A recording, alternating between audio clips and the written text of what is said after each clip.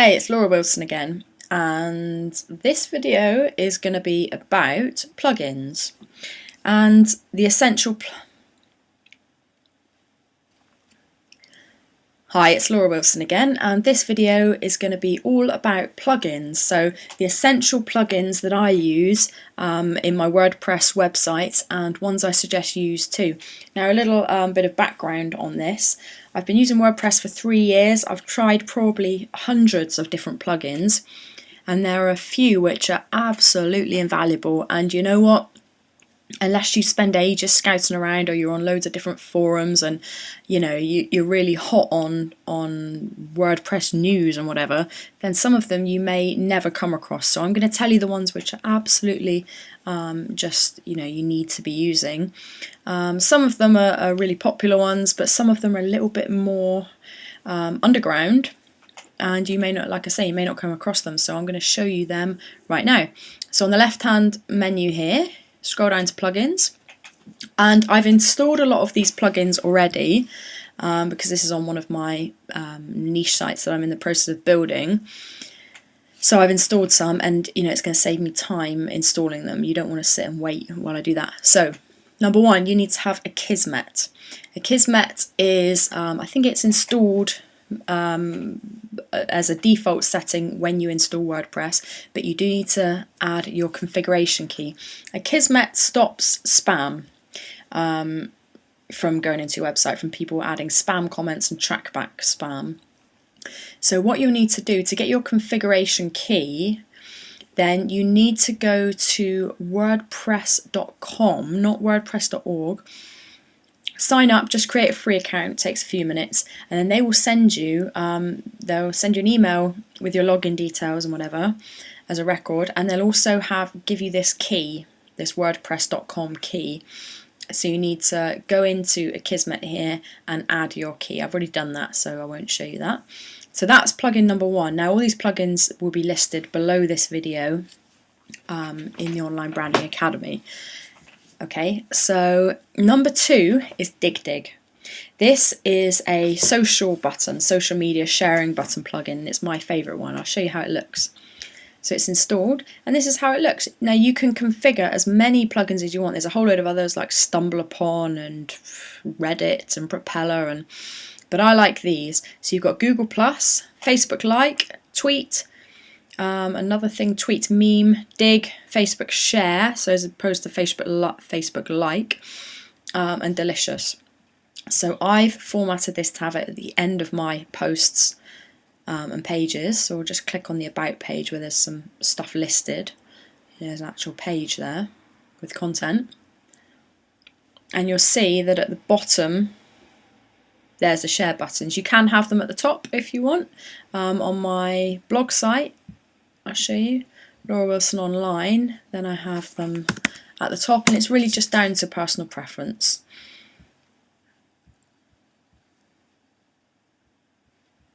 I've also added the Facebook Like at the top there, which is a different plugin, so I'll show you that shortly. Yeah, so here we go on my blog site, laurawilsononline.com. I've got them at the top and not at the bottom. At the bottom I've got a different plugin, these share and enjoy ones. But it's up to you, it depends on the look of your website, but I would say Dig is a lovely looking set of share buttons. They're prominent, they're good. You can see, look how many people have shared your stuff, 19 people. It's what's used. I first saw this on Mashable, and I thought it looked pretty cool on there, so I snagged it and used it on my own. So yeah, Dig. So go and install that one. Thirdly is Facebook Like, which is this one here. So the reason why I had both is that Facebook Like is included in Dig, but I wanted to have an extra like button at the top here, okay, as well as at the bottom. So Facebook Like, and I'm going to show you how to install these in a minute. I'm just running through the plugins first. Google XML sitemaps, and this is for search engine optimization purposes. This creates an XML sitemap. You don't really need to know what all that means, but just go in and create one, and it's good. It means that Google's robots and spiders will be able to crawl your website and easily find new content and information. Yeah, it'll help with indexing, so you need to include that. Pretty Link. Okay, PrettyLink is a brilliant little plugin, and I'll show you how it's what it is and how it works.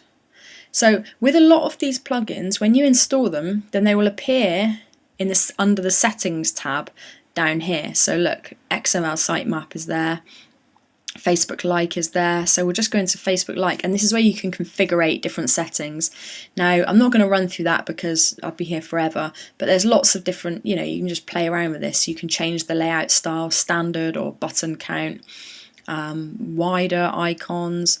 You can have, instead of Facebook like, Facebook recommend, different fonts, so this is just where you configure your plugins. So this is really pretty much down to personal preference, so you can go in and have a play with those. But PrettyLink is what we want to look at. So some of them, if there's a lot of different options for each plugin, like Dig and PrettyLink, then they'll have their own little like sidebar section, if you like, rather than just being under settings. PrettyLink is one of those.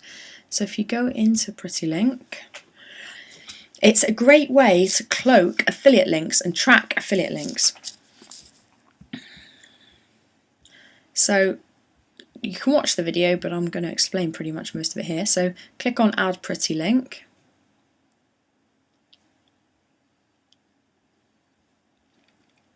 And what this will do is create a URL which is attributed to your website.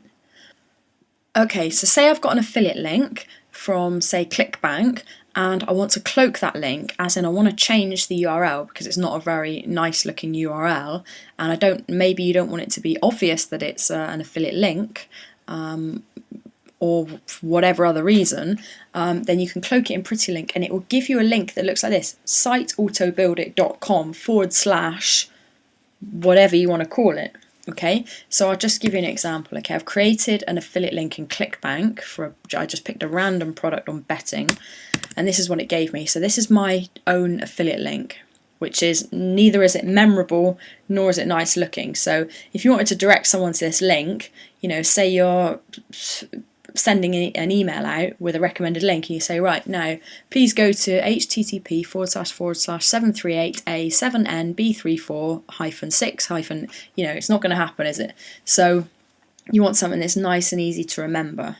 So we'll copy that link, we'll go over here to PrettyLink, and we add that URL. Now this is a betting product, so I want to call it, instead of this here, I want it to be called siteautobuildit.com / betting. Betting ClickBank product, and you can add a description. Maybe you want to say how much commission, I don't know, $30 commission, ebook, say, just add, that's just for your own use, and click create.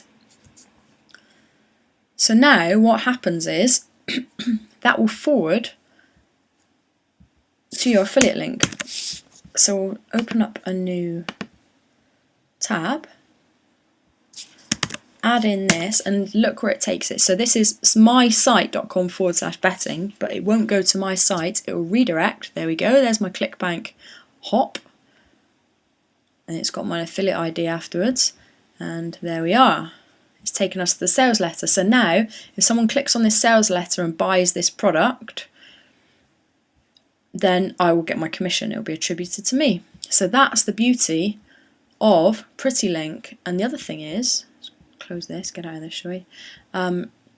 The other thing is you can track hits and unique hits as well, which is great. It's good for tracking purposes. So it doesn't even have to be an affiliate link. Say you're redirecting to another page on one of your own sites, say, and you want to see how much traffic you're getting directly from this site, from this link, then you can track that. So that's PrettyLink. Amazing little affiliate or cloaking plugin. So the next plugin, I'll show you this one in a second, but I'll show you Ultimate Google Analytics. Now this is used in conjunction with Google Analytics, so you'll need to have a Google Analytics account set up, and you go in here and add your code. Now I'm not going to show you how to do that. Go into YouTube, there's many videos on how to install Google Analytics, but basically Google Analytics will give you a bit of code. So let's go down here into the settings, Ultimate GA. Analytics will give you this account ID. There you go, so there's mine. So you just put that in there, and then Analytics is set up on this website. So rather than having to install a bit of code on the back end and go into the header tag and whatever in the script and add it, you just add your account ID. So it's all very easy. And that's going to be able to enable you to track visitors and traffic to your website.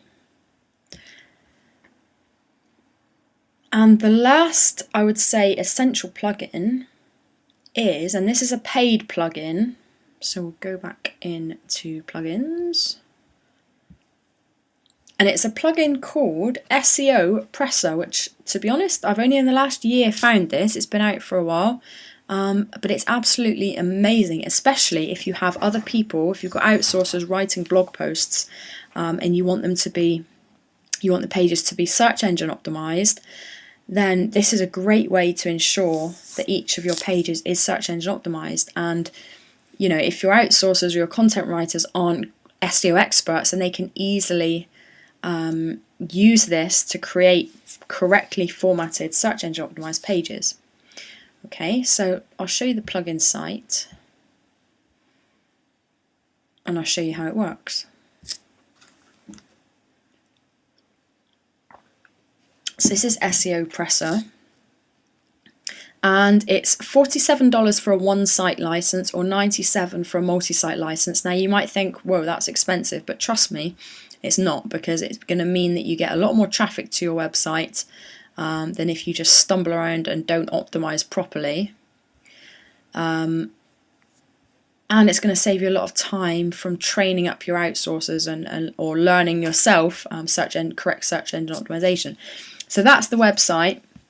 As I say, it's $97, $47, and this is what it does. If you go into create a new post, so I'm going to add a new post.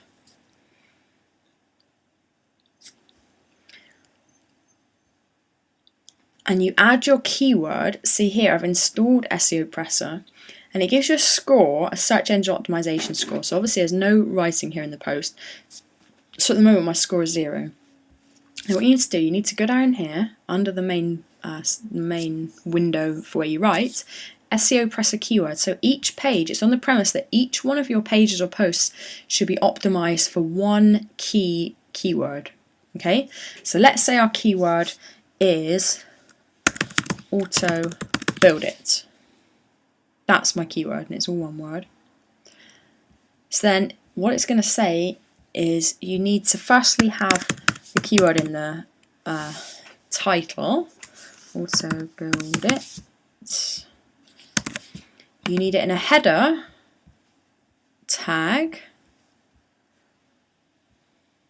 and this will give us a baseline to see where we need to improve. So what we'll do, SEOpressor will give you a list of things here saying what we need to add in order to make the score higher. There we go. Okay, so our score's gone up to 38.89. This needs to really be above 80. The closer to 100%, the better. So it gives you some feedback. It says your keyword density is too high, is 100%, obviously, because we only got one word. So you need to add a whole load of other words.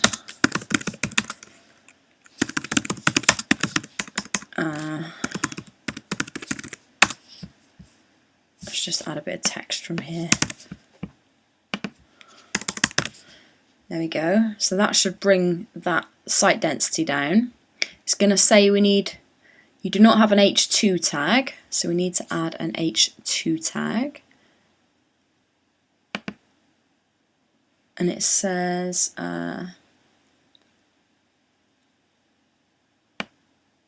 okay, so let's make this an H1 tag. Where's H1?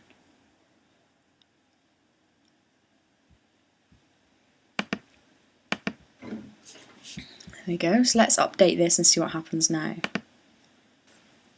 Okay, there we go. So it's gone up. score's gone up. So basically you just have to play around. Obviously you need to fill this with proper content and follow what it says here until you get tick, tick, tick, tick for all of this, in which case your score should go up to 85, 90%, and then you know that your page is properly keyword optimized. Okay, so this is a great plugin, well worth the money, and I'm going to do another separate video going into more detail on SEOpressor and a bit of search engine optimization. But for now, you just need to know that this is an amazing plugin, and I would strongly recommend that you get it. There'll be a link underneath this video, along with all the other plugins, the free ones as well. So that's SEOpressor. And then basically you can install any other plugins that you fancy. There's thousands and upon thousands of other plugins. These are my essential ones, but there's loads others. For example, you should probably have a contact form, so I use contact form 7. So if you go under plugins into add new, and you can search the plugins. I don't get too carried away. When the temptation is when you're first new to WordPress to install every single plugin under the sun, which is not really necessary, and it will bloat your site and slow it down. So don't go mad on the plugins. Keep it quite simple. But like Twitter. Say you want to add a Twitter stream widget to your sidebar, then you can do that. And it'll show a rating, and you'll be able to see, generally the most popular ones are at the top. So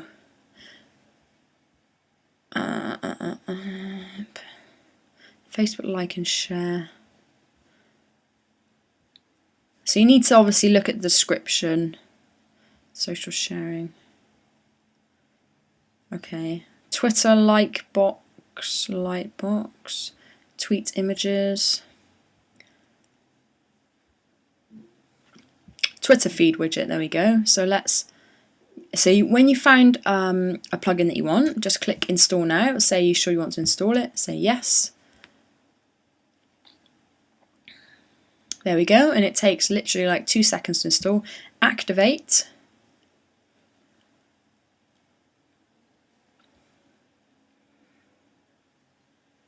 And then it should appear down here under the settings, and as I mentioned before, it'll either be under settings or will have its own little sidebar section. So settings, not under there, and sometimes they don't even appear here at all, so it could be under really simple Twitter feed. Okay, so that it just automatically does it, this one. Simply add your username to your visitors. So let's go to edit and see if you add your username there.